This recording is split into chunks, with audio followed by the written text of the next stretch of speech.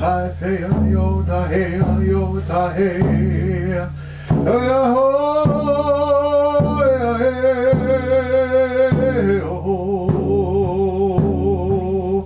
Himanaya ke ahoa hey Amanoma ke ahoa hey hey hey hey oh hey hey ah hey yo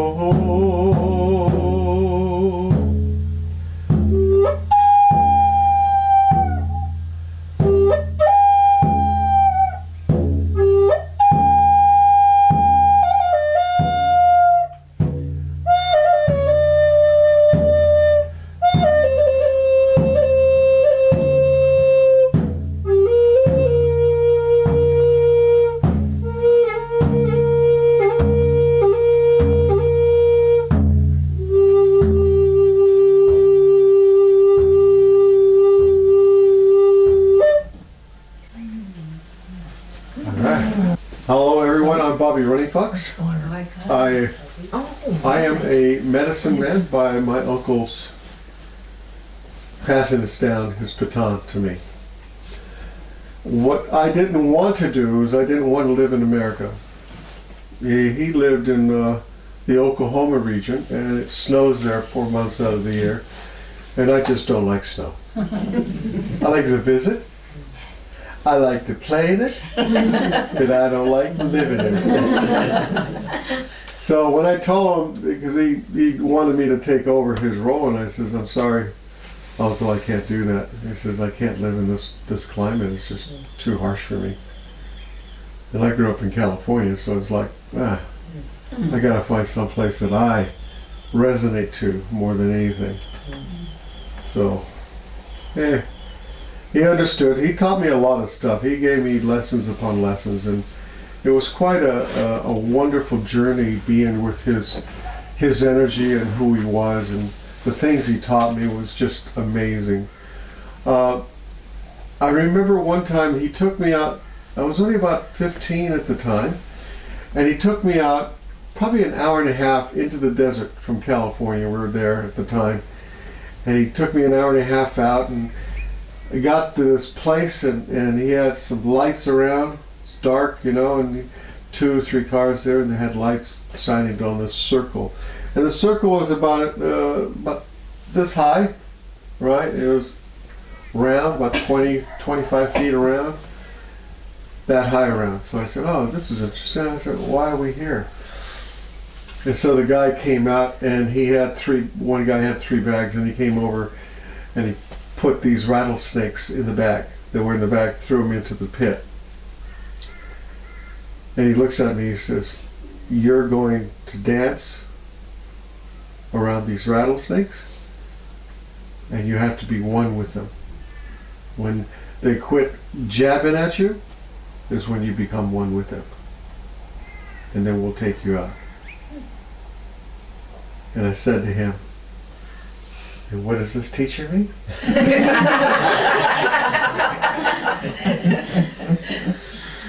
Besides patience and scared out of the hell out of me, you know. He said, this is to teach you how to communicate telepathically with the animal. He says, everything on the planet is telepathic, everything. It's not about voice or anything, it's about telepathy. And so once you understand how to do that, you can talk to animals, you can talk to horses, you can talk to dogs, anything. I said, oh, okay. And I reluctantly went in there, and he said, oh, I'm just standing there first, and I said, you have to move around. And there's, you know, one rattlesnake there, one rattlesnake there, one. So they're evenly separated, but I had to dance around them. And anytime you get close to them, they would lunge at you. They don't lunge a little bit, they lunge a lot. So I had to figure out where they were lunging. I had to keep the distance while I was dancing and them lunging at me. And I kept doing it. It seemed like for a long time. It seemed like I was there for a hell of a long time, but it just kept going, and I kept dancing. Eventually, what I did is I kept talking to the snakes. I says, I am one with you. I am not going to hurt you. I am one with you. And probably about, seemed like hours to me. All of a sudden, they quit leering at me. They quit jumping at me. And so I got closer and closer and closer to them. And I could get this far away from them and they wouldn't lunge at me. So it was really interesting. Once that happened, he said, "Stop, come on up." So I accomplished that. And I said, "Oh, interesting way to start. Learning patience and how to communicate with animals. Having this snake venom inside of you." Yeah. I said, "This is going to be a fun day." I presume the venom is extremely poison. So that was my introduction to what he was trying to help me understand, and I realized that he gave me little things like that always to learn something, but he would never give me anything that I wasn't willing to learn at the time. Even when I started in full circle of healing, that he'd teach me how to do something and that would help me. So yeah, it was incredible, because he knew I had the power of healing when I was a kid. I used to heal animals all the time, and he was really loving that way. He was never harsh with me at all. He would teach me certain things and how to do things, and it was all a wonderful experience to learn from him and his energy. So I was very grateful for his participation in my growth. It was wonderful. I loved it. I do miss him, but he's always in spirit with me, and anytime I need him, he's there. So it's a good thing, right? Today I'd like to speak to you about my near-death experiences that I had when I was growing up. The first one is that my mother got tuberculosis when I was 5 years old. And they whisked her away to a sanatorium, right, so she didn't infect anybody.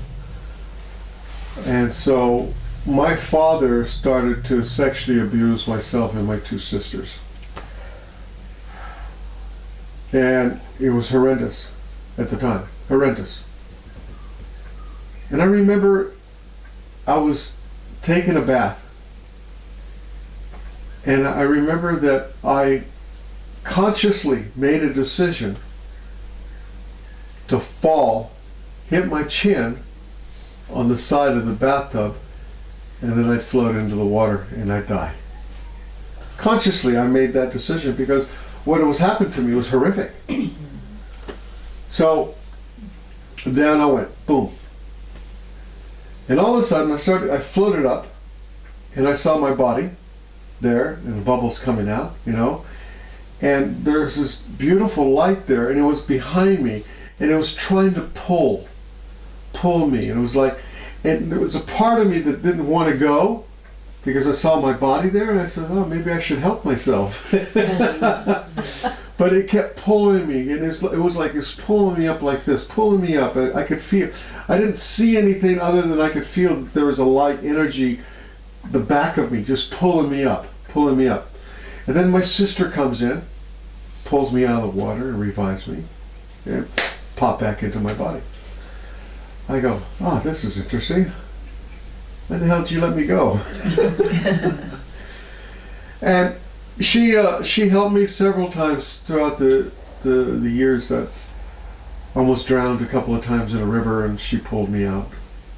And I was going down for the last time. So she was instrumental in keeping me going.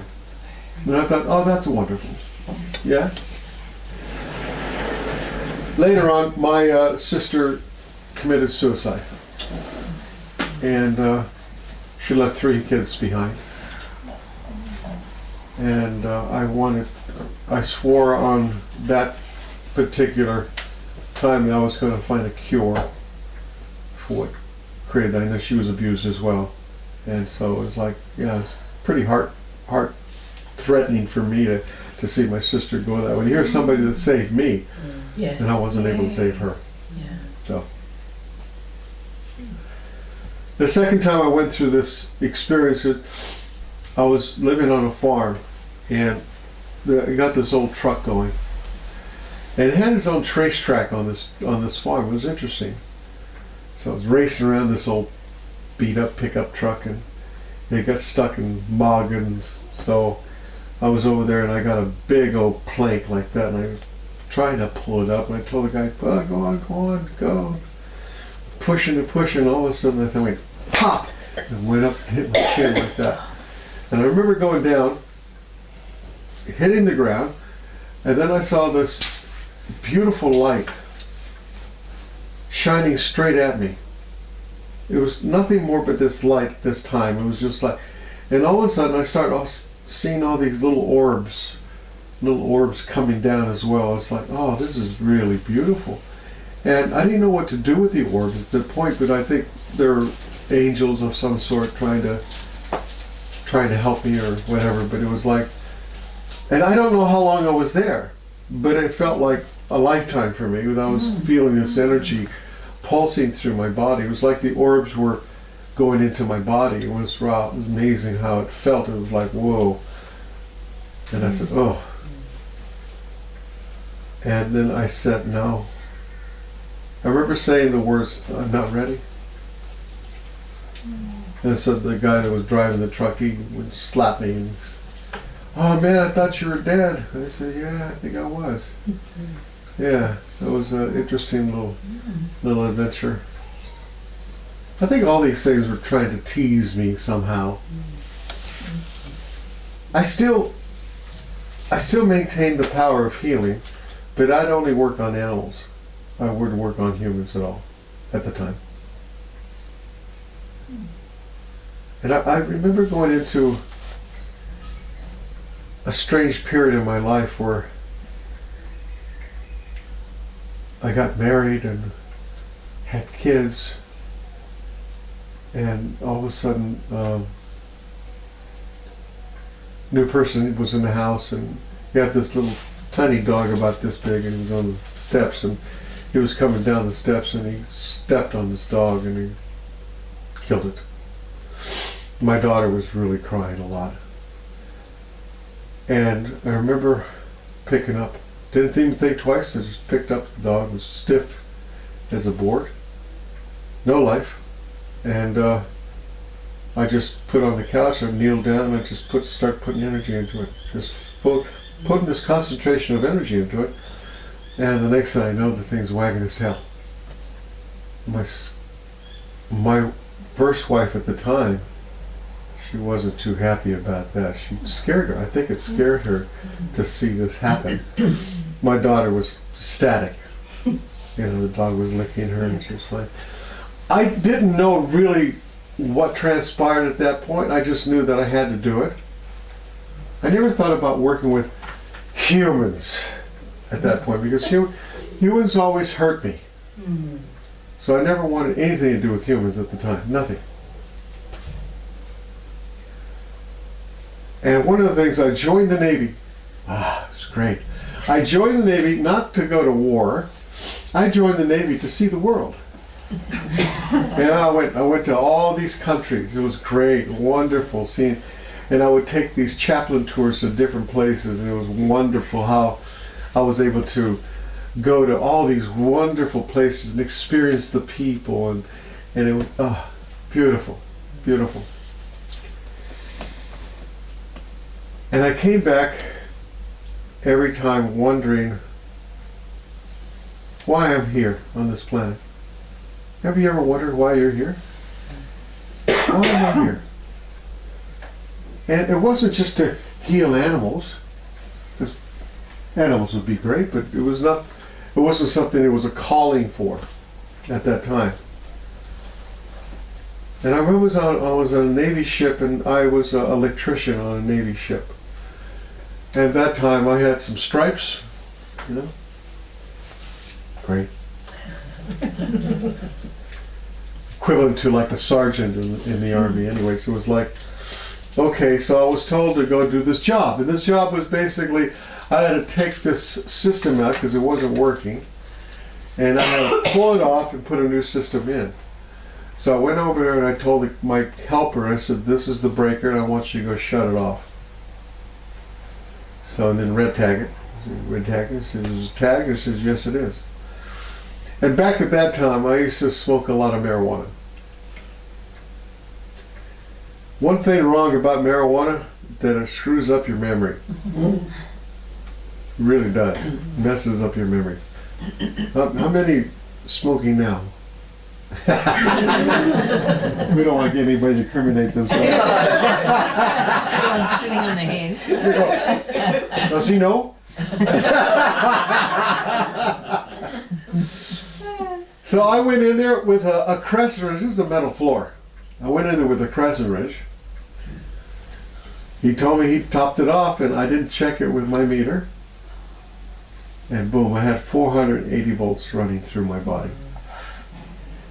And at first it just like that, and then threw me down to the ground. And this time it was completely different. I remember going into this beautiful feeling of euphoria. And then I saw this light, and then the light kind of brought me in, and I started going through this kind of rainbow of tunnels of lights. And I was weaving like this, going in and out of this rainbows of lights. And I was still feeling like, this is wonderful. And finally I got to the destination. It was this feeling that I've been there before, but I don't remember anything of that, but I felt that energy. But what I did feel was love. The most powerful, unconditional love that I have ever experienced. It was so beautiful, so wonderful. At first I didn't see any of my relatives. Well, sometimes I see my relative, my Uncle Jed and this. I didn't see any relatives. I just felt this unconditional love. And this being comes up to me, and he looks at me and he says, "You're not supposed to be here. You need to go back." And I'm telling you something, that when you feel this unconditional love, no way, I'm going back. No. He says, I know, I have 2 kids and a wife, and I flat out told him, I says, listen, I am screwed up in that life. I smoke, I drink. I'm just not a very happy camper at all. He says, I want to stay here. I feel this love and I want to stay here. And he says, you can't. Your journey is not complete yet. And I remember feeling disappointed. I didn't think that was possible, feeling this unconditional love. It was like, I felt like, no, I didn't want to go. I didn't want to go. And I kept pushing on this. He was basically showing me the door, and I was pushing on him. And all of a sudden I felt all these angelic beings coming to surround me. And the next thing I know, pop, this guy slapping me. The medics are coming up the walkway of the ship, and I didn't feel bad. I didn't feel everything was working. Just had a little bit of numbness or kind of buzzing in my fingers from electricity, but I didn't feel bad. But they came in and checked me out. Everything was good.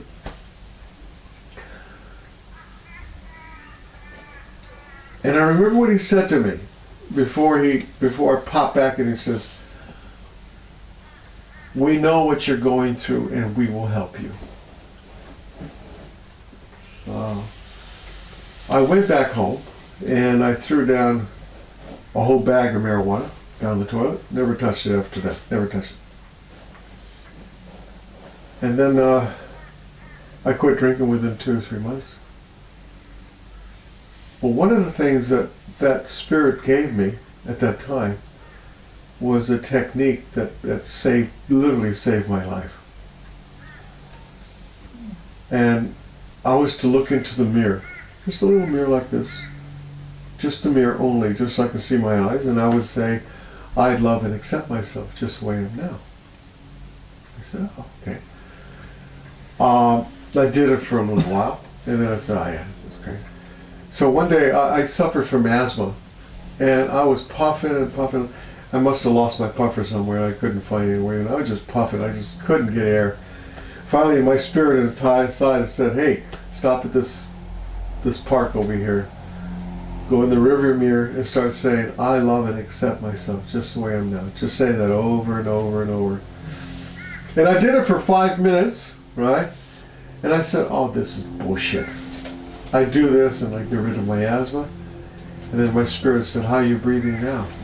I was breathing normal. I go, oh, okay. So I went home and I did it 2 hours a day. And during that time, my first wife had left me with 2 kids. So I'd get up early, do my mirror exercise, and then get them ready, and then go to work. And next day, that night I'd do it again for another hour. And so I did 2 hours a day. And during that 2 hours, things started to happen. People started to come into my life and showing me how to do this and showing. It was like a whole world opened up. And I realized when we don't love ourselves, nothing really opens up for us. Nothing. It just stays because of our dark energy within us. It just stays that way. So once I started learning to love myself, everything changed. Healing gifts. My hands are just ripping full of energy. It was like, oh my God, it was beautiful. But it always comes back to that love that I felt, that unconditional love that I was feeling from this angelic, or the energy, the realm of where it was. And it was so beautiful and so wonderful, and I never really forgot it. But I realized that was the key. That was a key for my next part of my survival. I didn't know what that was, all right? So I was kind of clueless about any of this. I didn't have any psychic abilities, but I was clueless about the next phase of my life. I was doing that every day. Good 2 years, easy. 2 years doing this every day, 2 hours a day. And I'd moved, I started to build my own geodesic dome house, and there's a lot of beautiful things started to happen. It was like, and it was like I opened up the law of good. And it's hard for people, sometimes people don't understand that, but all of us are pure love. Every single one of us is pure love. When we fall out of love is when the body starts to have this or doing this or that problem, whatever. So love was the key. So I started more and more, and things started to happen. And people would give me things, and they do this for me. Or it's like, wow, this unicorpia of, this stuff coming through. It's like, wow, this is amazing. All this from just learning to love yourself. I said, wow, this is amazing. This is simply amazing. This house that I built, it was on a road, dirt road. It had some neighbors, and I was going up one day, and I saw my neighbors clumping around. And I stopped and I said, what's happening? He says, oh, the dog across the street the German Shepherd ripped the throat out of this little dog. And the jugular vein is going like this, shooting out the blood. So I leaned over and I said, do you want to stay in this body? And the little tail goes, I said, okay. I put my hand on the jugular, stopped the bleeding. So I picked it up and put it in my truck. And he says, don't worry, I'll take care of this. So I took it back to where I was teaching classes at the time. And I had horses, and I called all my vet friends. Nobody was around. Nobody was available. I said, oh my God, this is amazing. All these people in town, it's a small town. I couldn't find one person. And the dog looked at me and says, come on, I'll show you what to do. And I'm thinking, this is going to be good. So I knelt down next to him, and he just opened up this energy inside of me. And I started to put a new jugular vein, I put a new throat, and it was just there for me to take and put it into this dog.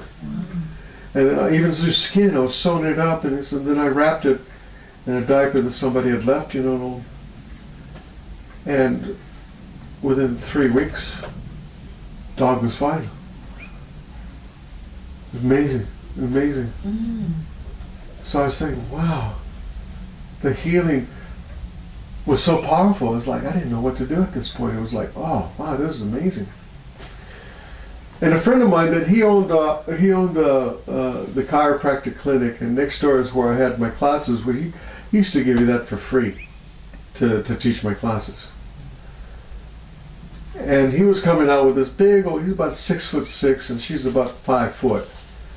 And this little baby was going like this, and I said, interesting. And then the chiropractor said, oh, maybe Bobby can help you. And I looked and I said, well, let's see. So I brought it into the healing room and to the classroom, and I said, okay. So I scanned. One of the things that they gave me during the healing process is it opened up my third eye so that I can see inside the body. And the body would tell me what was wrong. Or tell me this, or the emotional components attached to it. So I went into the body and I said, well, the reason she's not breathing. And I said, why is she seeing the chiropractor every week? And the mother says, well, if I don't, she dies 80 times a night. And when the chiropractor sees, she only dies 30 times a night. Yeah, it's really bad for her. So I said, oh, okay. So I opened her up and I saw these 2 half lungs. And I said, well, the reason she doesn't breathe well, she has 2 half lungs. And the mother just said, oh, she's a preemie. And at that time, I had no idea what a preemie was. And I said to her, what is a preemie? She says is that she wasn't fully developed. And the lungs came out. And her whole breathing was like this. All the time. So I said, okay, I'm going to do it. So I didn't know what I was going to do, but I opened her up, and then I looked at these 2 half lungs, and I said, what the hell am I going to do here? And Spirit came through me. He says, we taught you how to go to the etheric body. He said, go into her etheric body and grab 2 new lungs and put it in her. And sarcastically, and dogs fly, right? And all of a sudden, the picture of the dog came through, because after 3 weeks, the dog disappeared. I didn't know where it went. But all of a sudden, the dog came to me and says, nothing is impossible except for the healer thinking that it is. All right. These lungs fell into my hands, and I put it in her like this, and they sucked into her body. And then I closed her up, I turned her around, and she goes,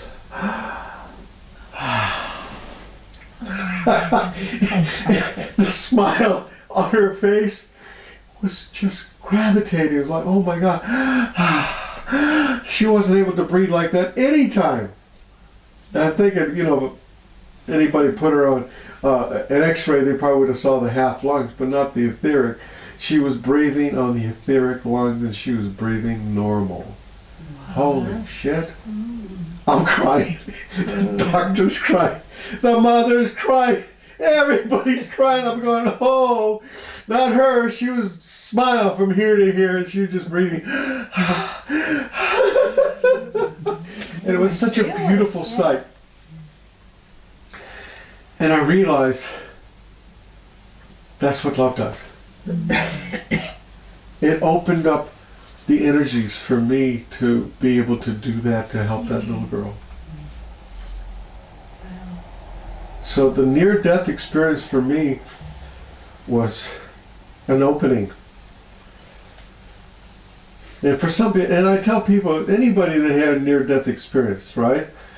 I ask you, why do you think Spirit gave you a second chance?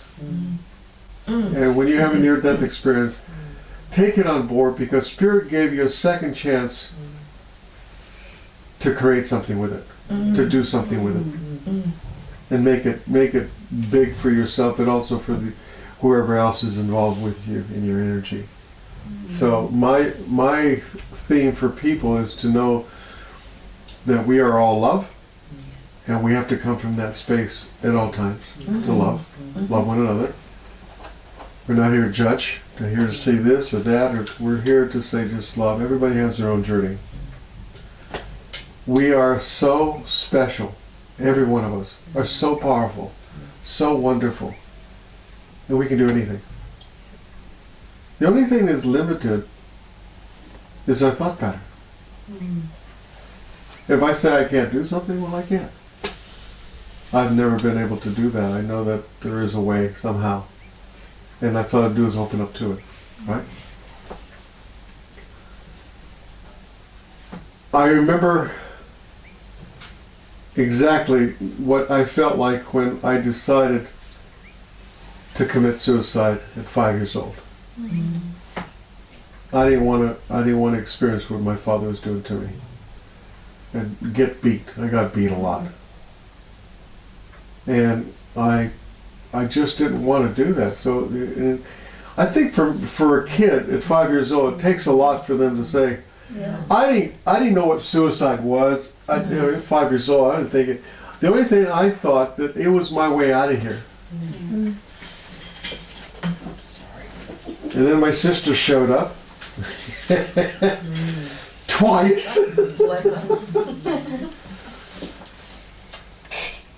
After that experience, about 6 months after that, Spirit gave me another technique. It was called burnout. And it was so powerful. I was able to burn out the cells in my body what my father did to me. Because it wasn't just love. Love wasn't strong enough to kill or to get rid of the cells or holding on to what my father was doing to me. So burnout came in, and I started doing. I burned out what my father was doing. I felt lighter and brighter, and it was like, wow.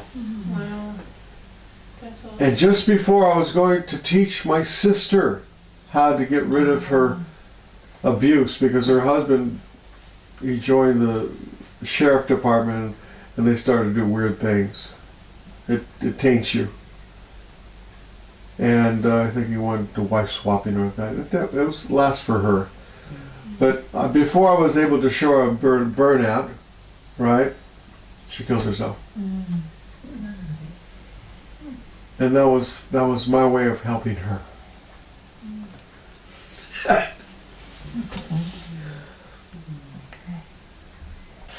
It's interesting, suicides, nobody really understands it. When you suicide, you go into a void. And you don't get out of the void. It's like this dark energy is so strong, it doesn't let you go, no matter what you do. So I remember I saw this, I asked my spirit, it says, how can I get my sister out of there? He says, I want you to go into a meditation, but then I want you to go into the void to find her. And I thought, well, that sounds pretty scary. But my mom was on the other side of me, and I says, you just hold my arm. You feel tensing or something, you just pull on me, and I'll come out. So I went into this void, and I saw my sister, and she was in this really dark gray, burned out car. She was on top of it. And she said, what are you doing here? He says, I came to find you. He said, turn around. This dark energy's coming. He said, if it gets you, it won't let you go, no matter what. So I said, what can I do to get you out? She says, pray for me. So all of a sudden, my mom pulls on me, because I must have been tensing, pulls on me, and he got me out of there. And I told her what we're doing. So we did prayer for my sister for about 4 or 5 years. And all of a sudden, my mom comes over to the house, and she says, I just saw a ring. Yeah, I just saw a ring, and she's out. And they're put her into this reconditioning thing so she can come back into this realm, you know. I said, oh, great. So my other sister at the time was pregnant. And I tell everybody that's pregnant that let the baby feed you the name it wants to go by. It doesn't want to be called like, what's your name? Ron. Ron. Yeah. So it doesn't want Ron the second, or Ron the third, or Ron the fourth. It wants to have its own name, its own vibrational name. So I told that to my sister. And she goes, oh, I was going to name it. I said, no, let the babies choose the name. And all of a sudden, she's doing laundry, and all of a sudden she goes, Candace! Turns around, there's nobody there. She's making cookies. Candace! Turns around, there's nobody there. So she kept hearing, Candace, Candace.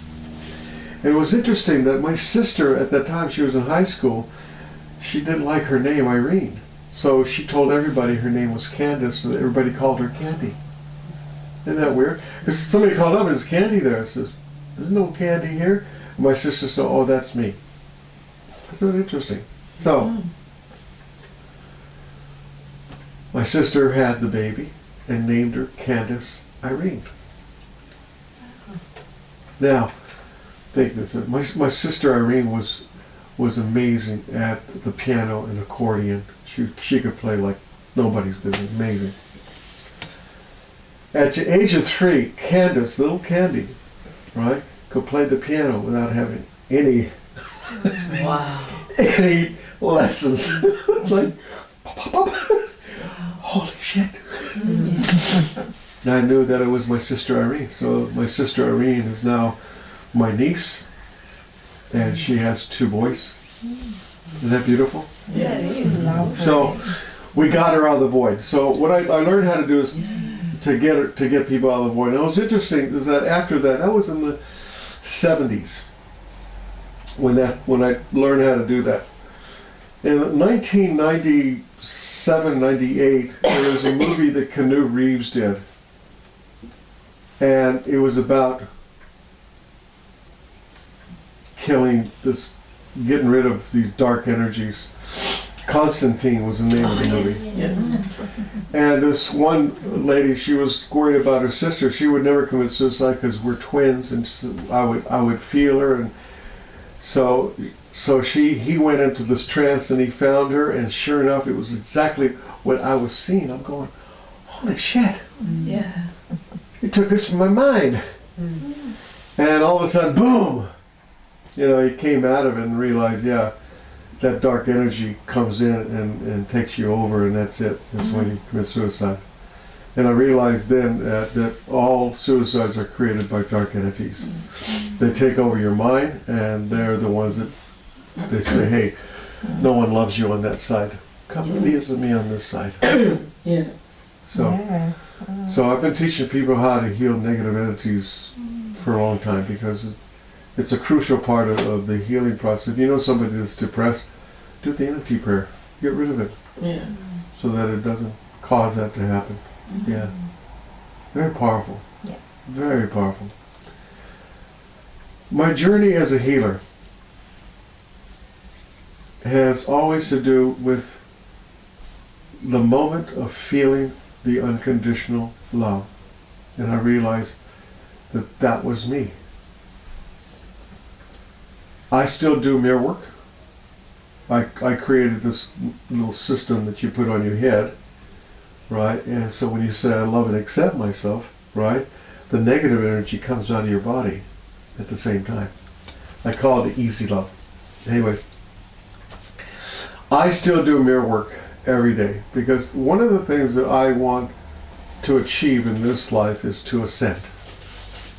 I don't know about you. I don't want to go in the body. I want to be burned, cremated, whatever. I want to ascend. I want to be able to go into the new earth. Go into the new earth, because there's a new earth being created, programmed already. So the objective with that is to get rid of as much crap along the way. Your anger, your frustration. And I found grieving was the worst of all of them.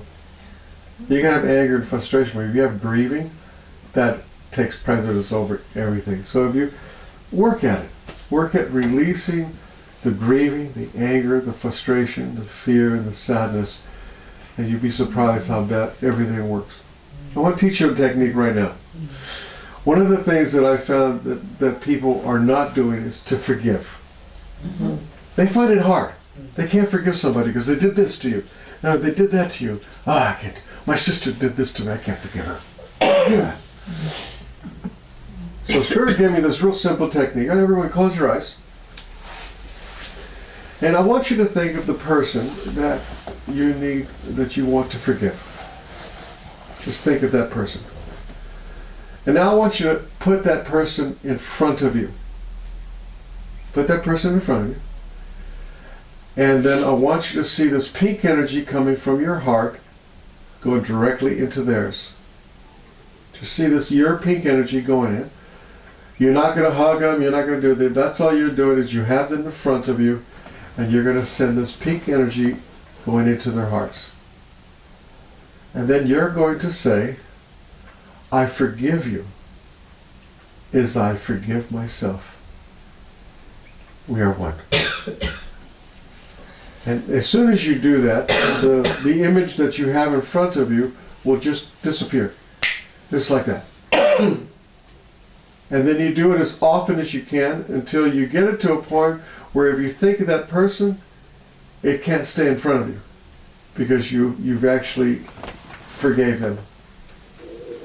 That's simple, isn't it? It's not hard. But this is how powerful we are as spiritual human beings. We have this ability to turn this around. There's no reason for us to have this kind of this energy inside of us. There's no reason for it at all. But this is one way that I found. It's so simple. It's easy. You see that? Send love and I release you. Right? I release myself for creating it. Right? That's it. Done. It's over.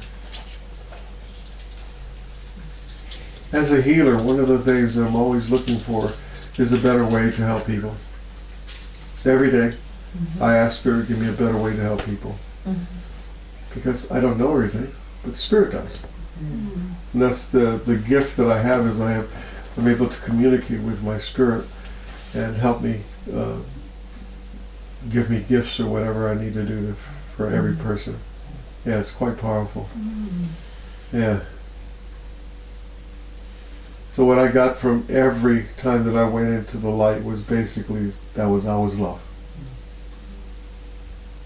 That's what we are. Every one of us.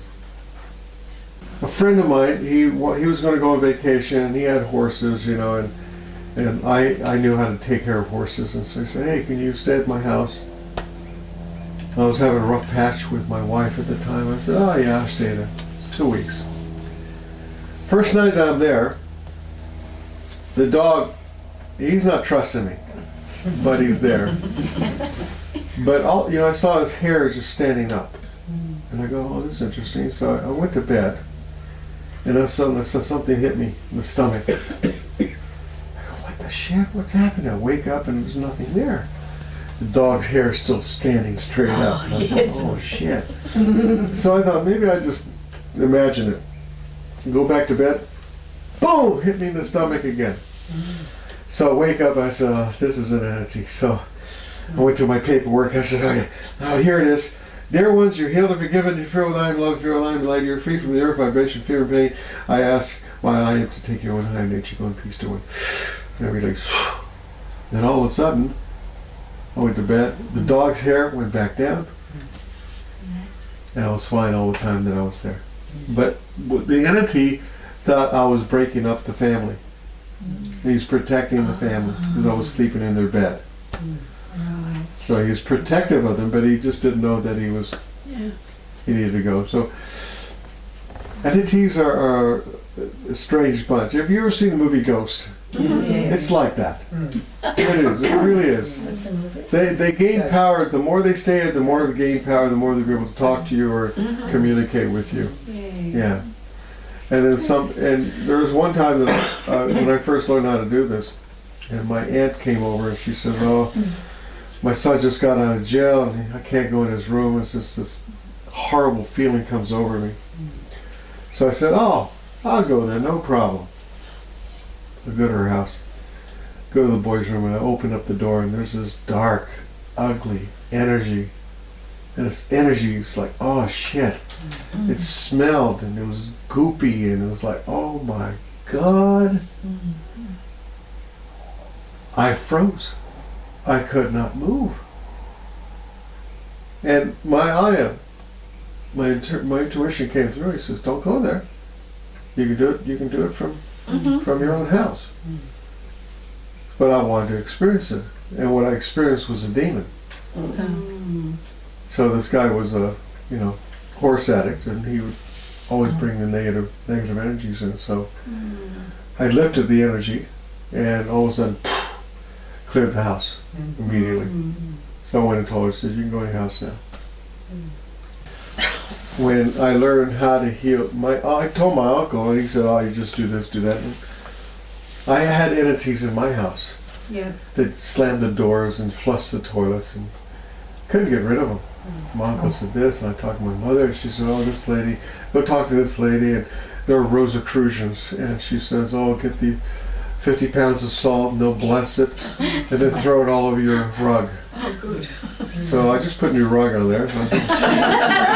I'm thinking, what a fool. They're probably laughing in the living room. This idiot's going to put all this salt on his new rug. Sure enough, the slamming of the doors in the bathroom, and oh my God, nothing happened. And I was at my wit's end. I was having a lot of problems with my wife, and it was like, oh my God. So I called my mother again. She says, oh, she got a hold of somebody. She says, there's someplace where you live in San Diego. She does something like that. So I call her up, and he says, oh, yeah, great. And she said, oh, I says, well, you just caught me. I just got out of the bathtub, but I knew I had to answer this. And she says, what's happening? I said, well, I know that I have something wrong in my house, and all these things happening. The toilets are flushing, the cupboards are smashing, and she says, are you having problems with your marriage? She says, yes, I am. He says, yeah, well, there's two entities. One's a female, one's a male, and that's what they want to do. They want to break you up. So I was thinking, yeah, she's going to get my address, come over there and do the healing, And I says, you need my address? She says, no, I've already lifted them. I go, what? So that night, no smashes, nothing. I feel clear within myself. I said, I want to learn how to do this. So she taught me. There was a woman named Ann Meyer, and she wrote a book called Being a Christ.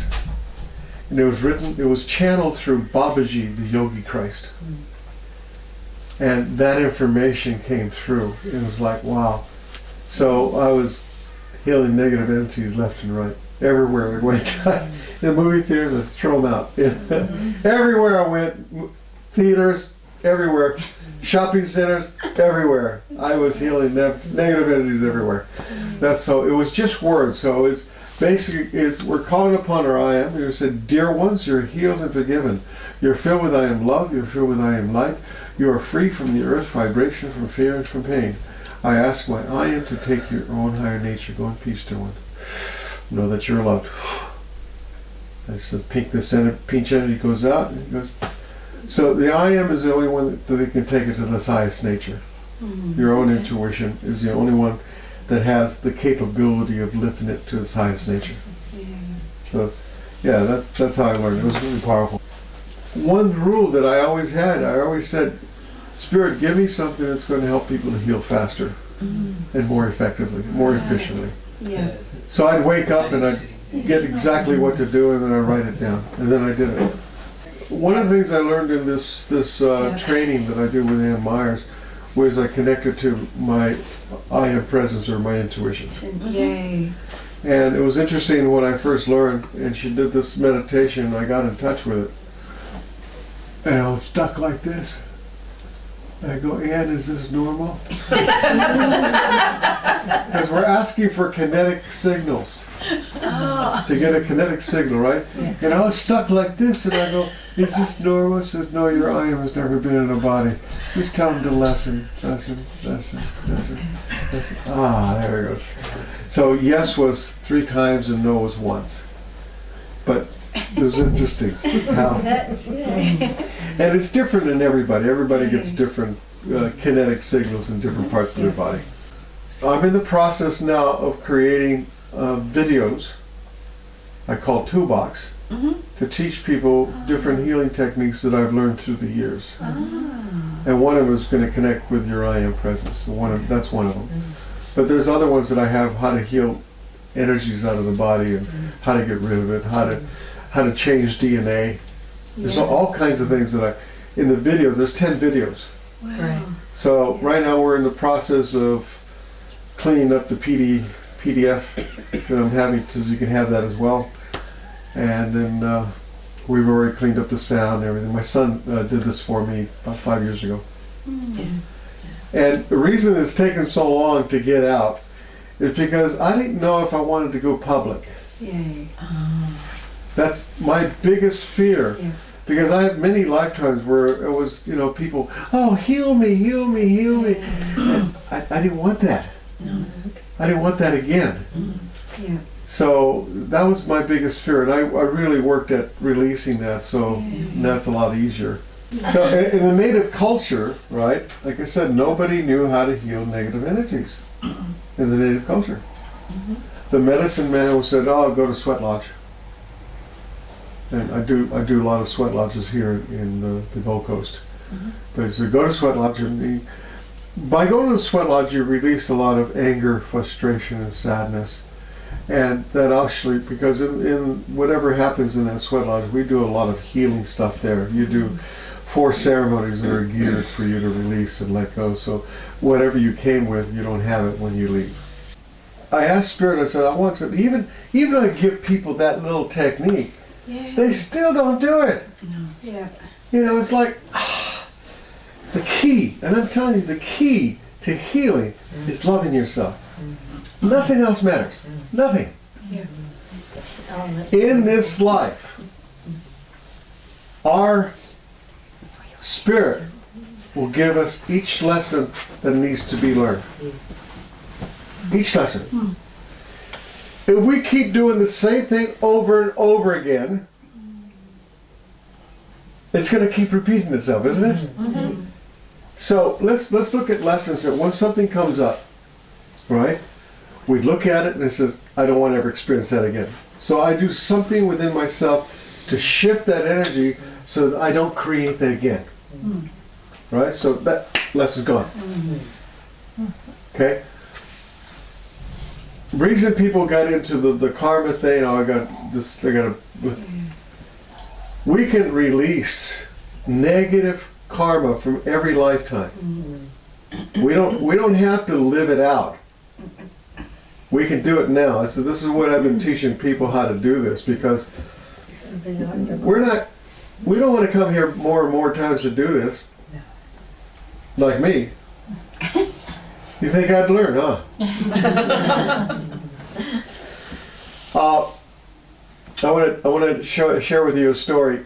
When I was going through the lesson, learning how to do this kind of healing work and all that with Ann Meyer, I had a friend of mine, and we just got on. It was really fantastic, great time, same age, and we used to just have a good time and all that and enjoy.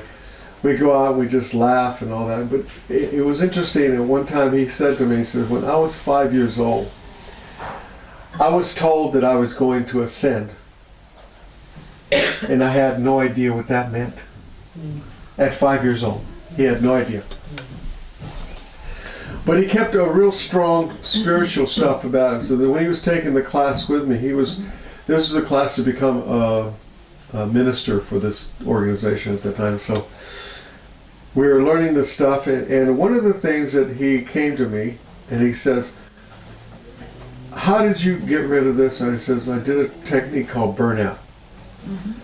He said, can you teach me that? I says, yes, I can. He says, one of the things that my father died 5 years ago, and I'm still a little bit out from it, but my mother hasn't really recovered from it, and all this stuff is happening. I said, oh, okay. So I taught him how to do burnout. And this couple months go by, we can talk to each other, we see each other, and all of a sudden he didn't show up for class. I said, oh, interesting. So I went to his house, car's in there, right? Look in the window, nothing's untouched. So I call his mom, and he says, you know, you have the key? He says, yeah. About 2 years ago, he gave me power of attorney. And so that if anything happens to him, that, you know, I take over. He says, how did you feel about that? He says, I didn't know, but you know, he was really strong about that. So we went in the house, and the bed was turned down like he was going to go to bed, but didn't. So after 6-7 months, she had to declare him dead, and everything was, you know, that way. So I realized, yeah. So at the time, I was teaching people my class. I had classes that I had to do, and we were doing a thing called table tipping, which is we get a loose leaf and we get spirit to come through, and that's just to show how spirit can move a table, right? Boom, boom, boom. Anyways, this guy comes in. I said, oh man, what happened to you? He says, remember the burnout you gave me? He says, yes. Well, I did it, and I had managed to get rid of all of the stuff that I was dealing with, my father dying and leaving my mother and all this other stuff. He says, I was getting ready for bed, and all of a sudden I heard this at the foot of my bed. And I looked, there's this big old circle thing, and it looked like it had water in it. This was in the 70s. So he said, I put my hand there. I didn't see my hand coming from the other side. So then he asked his eye, he says, is this for the ascension? He says, yes. So he did his last bit of burnout, release. He said, you can't go through that tunnel if you're full of anger, frustration, angers, whatever, grief, because you're burnt out. You wouldn't. So he did that.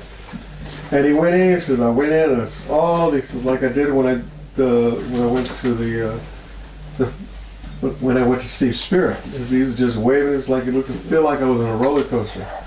And I got to this space, and it was like, wow. It looked like it had houses, it had people, and he said everything was just beautiful. Everybody was love. There was no anger, there was no frustration. Anything we think of, we create. And he says, I know that we talked about ascension, I know that you wanted to ascend. He says, yeah, I'm getting a little jealous now. And he said, this is not your journey right now. You have to teach a lot more people how to raise the frequencies and vibrations so that they can do that.